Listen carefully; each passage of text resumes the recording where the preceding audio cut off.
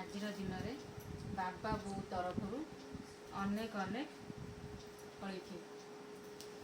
ଇଏ ବାବାର ବୋଉ ମୁଁ, ଆଉ ମାମାର ମମି ମୁଁ, ଆଉ ସ୍ୱାମୀଙ୍କର ମୀରା। ମୋତେ ଭଲ ଲାଗେନି ସେଗୁଡ଼ା କ'ଣ ଡାକିବ, ପୁରା ଭଲକିରି ଏ ପତ୍ନୀ ସ୍ତ୍ରୀ ମୋର ଗେଲି ମା ଆଇଲୁ କ'ଣ ଏମିତି ଡାକିଲେ ହୁଅନ୍ତାନି। ଗେଲି ଫୁଲି କେତେ ସୁନ୍ଦର ସୁନ୍ଦର ନାଁ ଅଛି। ମାଲୋ ତପଇ ତପଇ ଟିକେ ଡାକିଲେ ମୁଁ ଟିକେ ଏତିକି ଖଣ୍ଡେ ଫୁଲି ଯାଆନ୍ତି। ହମିରା ହମିରା କ'ଣ ତମ ଘର ଚାକରାଣୀ ମୀରା। ତଥାପି ବେଳେବେଳେ ଶୁଣେଇ ବେଳେବେଳେ ଶୁଣେଇ ନା, ଇଚ୍ଛା ହେଲେ ଶୁଣିବି ନହେଲେ ନାହିଁ। ମୀରା କ'ଣ ଇଏ କଥା କ'ଣ କି ଇଏ ଟୋକାଟା କ'ଣ ଆମର ଆଜି ଖାଲି ଦିନ ସାରା କହି ହେଉଛି କ'ଣ କ'ଣ ରୁହ କହୁଛି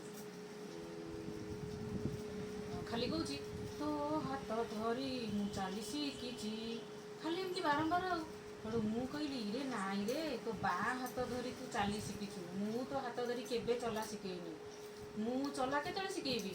ମୋର ତ ଗୋଟେ ଫ୍ୟାକ୍ଟ୍ରି ଅଛି ସମୁଦ୍ର କୂଳରେ ଆମର, ସେଠି ଗୋଟେ ଝାଲମୁଢ଼ି ଫ୍ୟାକ୍ଟ୍ରି ମୁଁ କରିଛି ତ। ଆଉ ମୁଁ ତାକୁ ଛାଡ଼ିଦେଇ ପଳାଏ, ତା ବାଁ ହାତରେ ତା ହାତ ଗୋଡ଼ କ'ଣ ଧରି ତାକୁ ଚଲାମଲା କ'ଣ ଶିଖେଇଲା।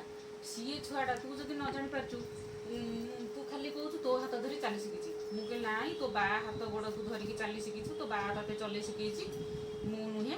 କାହିଁକିନା ମୁଁ ତ ମୋର ସମୁଦ୍ର କୂଳ ଗଲି ଝାଲମୁଢ଼ି ବେପାର କରିବାକୁ, ଗୋଟେ ବଡ଼ ସେଣ୍ଟର ମୁଁ ସେଠି ଖୋଲିଛି। କୁଆଡ଼ୁ କୁଆଡ଼ୁ ଲୋକ ସବୁ ଆସିକି ଝାଲମୁଢ଼ି ଖାଇବେ ସେଠି। ସେ ଝାଲମୁଢ଼ିର ନାଁ ହେଉଛି ପାଡ଼ VS ପବନ ଝାଲମୁଢ଼ି କେନ୍ଦ୍ର। ମାନେ ଓଡ଼ିଶା କ'ଣ ଭାରତ ବାହାରୁ ଲୋକ ଆଇଲେ ବି ପାରାଦ୍ୱୀପ ଗୋଟେ ପର୍ଯ୍ୟଟନସ୍ଥଳୀ ବର୍ତ୍ତମାନ ହେଇଛି। ସେଇ ଝାଲମୁଢ଼ି କେନ୍ଦ୍ରକୁ ଯିବେ। ଝାଲମୁଢ଼ି ଏଡ଼ିକି କପ୍ରେ ଆଜ୍ଞା 7,777 ଟଙ୍କା। ସେଇ କପ୍ରେ ମୁଁ କପ୍ଟି ମୁଁ ପୁଣି 4-5ଟା କପ୍ ରଖିଛି, ତାଠୁ ଟିକେ ଛୋଟ, ତାଠୁ ଟିକେ ଛୋଟ, ତାଠୁ ଟିକେ ଛୋଟ, ଯେତେ ଛୋଟ ମୁଁ ନେଇକି ସେଠି ରଖୁଛି। କାହିଁକିନା ଏଡ଼ିକି କପ୍ରେ 7,777 ଟଙ୍କାର ଝାଲମୁଢ଼ି ଗୋଟେ କପ୍। ସେଇଥିରେ ତ ଲୋକ ବାଡ଼ିଆ ପିଟା ସେ ଝାଲମୁଢ଼ି ଖାଇବାକୁ, ମୁଁ କ'ଣ କରିବି? ମାତ୍ର କପ୍ରେ ଯଦି ମୁଢ଼ି ପକେଇବି, ତେଲ ପକେଇବି 3 କପ୍ ସୋରିଷ ତେଲ, 3 କପ୍ ଖଣ୍ଡେ ଯେଉଁ ସାଧା ଲୁଣ, ଟାଟା ଲୁଣ ପକାଏ 10 ଟଙ୍କା ଯେଉଁ ରଗଡ଼ା ଲୁଣ, ସେଇଥିରୁ କପ୍ ଛାଡ଼ିଦେବି। ଛାଡ଼ିଦେଇ ତାକୁ ଘାଣ୍ଟିଦେଲି। ଘାଣ୍ଟିକିରି ଗୋଟା କେନ୍ଦ୍ର ଗୋଟା ସେଣ୍ଟର ଗୋଟା ଖୋଲି ଦେଇଛି ସେଠି। ଇଏ ଯେତେବେଳେ ଛୁଆଟା ହେଇଥିଲା ଆକୁ କ'ଣ ଟିକେ ଆଳୁ ସାଳୁ ଭାତ ମାତ ଖୁଆଇ ଦେଇକି ବହେ ଖଣ୍ଡେ ଯେମିତି ଭୋକ ନ କରିବ, ତା ବାଆ ପାଖରେ ଛାଡ଼ିଦେଇ ମୁଁ ପଳାଏ। ମୁଁ ପଳେଇକିରି ମୋର ସେଠି ସେ କାମଧନ୍ଦା ସବୁ ସମ୍ଭାଳେ। ସେଠୁ ଏମିତି ଖାଲି ବାରମ୍ବାର ଆଜିକାଲି କହିହେଲା ଯେ ତୋ ହାତ ଧରି ଚାଲି ଶିଖିଛି, ତୋ ହାତ ଧରି ଚାଲି ଶିଖିଛି। ମୁଁ ଯେମିତି ପାଟି କଲି 4-5 ଥର, ମୁଁ କହିଲି ଆରେ କହ ତୁ ବାଁ ହାତ ଧରି ଚାଲି ଶିଖିଛୁ, ମୋ ହାତ ତୁ କେବେ ଧରିନୁ କି ମୁଁ ତୋତେ ଚାଲି ଶିଖେଇନି। ତାପରେ ଆରମ୍ଭ ହେଲା ତେରି ଉଙ୍ଗୁଲି ପକଡ଼ କେ ଚଲା। ସେଠୁ ମୁଁ କହିଲି କ'ଣ ତୁ ତୋ ଆଙ୍ଗୁଳି ଖାଇ ଖାଇ ଖାଇ ଖାଇ ଲାଷ୍ଟକୁ ମୋ ଆଙ୍ଗୁଳିକି ପକୁଡ଼ି କରି ଖାଇବାକୁ ବାହାରିଲୁ। ପକଡ଼ କେ ଚଲା କ'ଣ ପକୁଡ଼ି କରି ଖାଇବୁ? ପକୁଡ଼ି କ'ଣ ତୁ କ'ଣ ବେସନ ପକୁଡ଼ି ଖାଇପାରିବୁନୁ, ମୋର ଆଙ୍ଗୁଳିକି ପକୁଡ଼ି କରି ଖାଇବୁ? ସିଏ ସେଠୁ ବୁଝିପାରିଲାନି, ମୋତେ ଏମିତି ଅନେଇଲା। ସିଏ ଆଜିକାଲିକା ପିଲା ନା, ସିଏ ପ୍ଲେନ୍ କଥା, ସିଏ ଖାଲି ପ୍ଲେନ୍ରେ ଚାଲିବେ। ମୁଁ କହିଲି କ'ଣ, ମୁଁ ପ୍ରକୃତରେ ମୁଁ ଭାବିଲି ସିଏ କହୁଛି ମୋ ଆଙ୍ଗୁଳିକି ପକୁଡ଼ି କରି ଖାଇଦେବ। ସେଠୁ ମୋର ଚିନ୍ତା, ମୁଁ କହିଲି ଭାଇ ଏଡ଼ିଟେ ଛୁଆ ଆଜିଠାରୁ କ'ଣ କହିଲେଣି ଆଙ୍ଗୁଳି ପକୁଡ଼ି କରି ଖାଇବ। ମୁଁ କହିଲି ଆରେ ତୁ ନିଜ ଆଙ୍ଗୁଳି ଚାଟି ଚାଟି ତୋ ମନ ବୁଝିଲାନି, ତୁ ତ ଆସିକି ଏଠି 10-12 ବର୍ଷ ହେଇଗଲୁଣି ଆଙ୍ଗୁଳିଟାକୁ 24 ଘଣ୍ଟା ଏମିତି ପାଟିରେ ପୁରଉଛୁ, ତୋ ମନ ବୁଝିଲାନି, ତୁ ପୁଣି କହିଲୁଣି ମୋ ଆଙ୍ଗୁଳିକି ପକୁଡ଼ି କରି ଖାଇବୁ।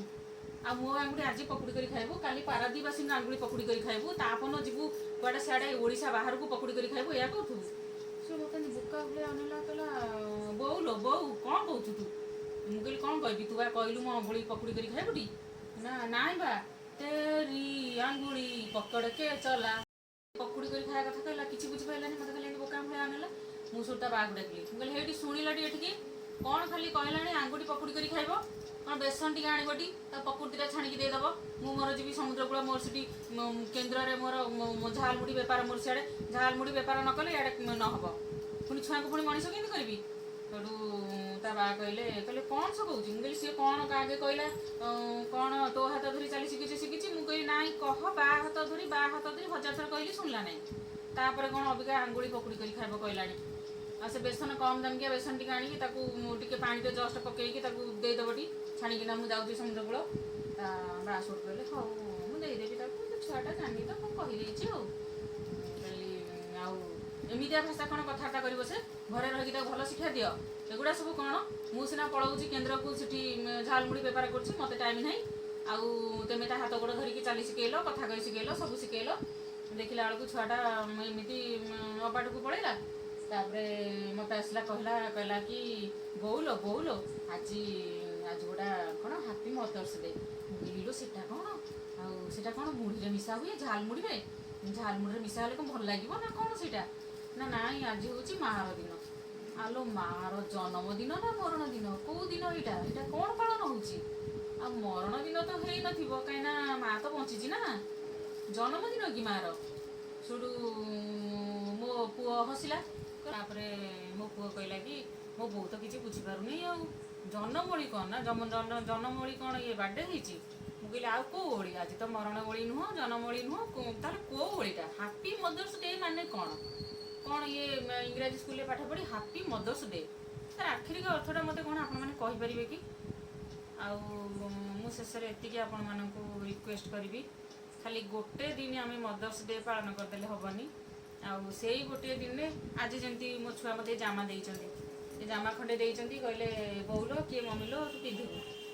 ମୁଁ ଖାଲି ପିନ୍ଧିଦେଲି ତାଙ୍କ ମନ ରକ୍ଷା, କିନ୍ତୁ ଜାମାର କିଛି ଆବଶ୍ୟକତା ନାହିଁ। ଆଉ ଇଏ ଫୁଲୁକା ସୁନେଲି କଲର, ସେ ଖାଲି ସବୁ ଉପର ଦେଖାଣିଆ। ଆଉ ଆପଣମାନେ ଏତିକି କାମ ଯଦି ମାଆମାନଙ୍କ ପାଇଁ କରିବେ ତାହେଲେ ମାଆମାନେ ସବୁବେଳେ ଖୁସି ରହିବେ। ଆମେ ସବୁଦିନ ମାଆମାନଙ୍କୁ ଭଲ ପାଇବା, ତାଙ୍କର ସେବା ଯତ୍ନ କରିବା, ଆଉ ତାଙ୍କୁ ଖୁସିରେ ରଖିବାକୁ ଚେଷ୍ଟା କରିବା। ଏଇ ଗୋଟାଏ ଦିନରେ ତାଙ୍କୁ ହୀରା ଲୀଳା ମୋତିରେ ପୋତିକି 6, 8, 10ଟା ଫଟୋ ଛାଡ଼ି ଦେଇକି ହାପି ମଦର୍ସ ଡେ ଏମିତି କଲେ କିଛି ବି ଲାଭ ହେବନି। ଆଉ ଶେଷରେ ଏତିକି କହିବି, ଆମେ ସବୁଦିନ ହାପି ମଦର୍ସ ଡେ ପାଳନ କରିବା, ଆଉ ମାଆମାନଙ୍କୁ ଖୁସିରେ ରଖିବା। ନମସ୍କାର। କିନ୍ତୁ ପାରାଦୀପ ଆସିଲେ ମୋ ଝାଲମୁଢ଼ି କେନ୍ଦ୍ରକୁ ଭୁଲିବେ ନାହିଁ। କ'ଣ? ପାଡ଼ VS ପବନ ଝାଲମୁଢ଼ି କେନ୍ଦ୍ର।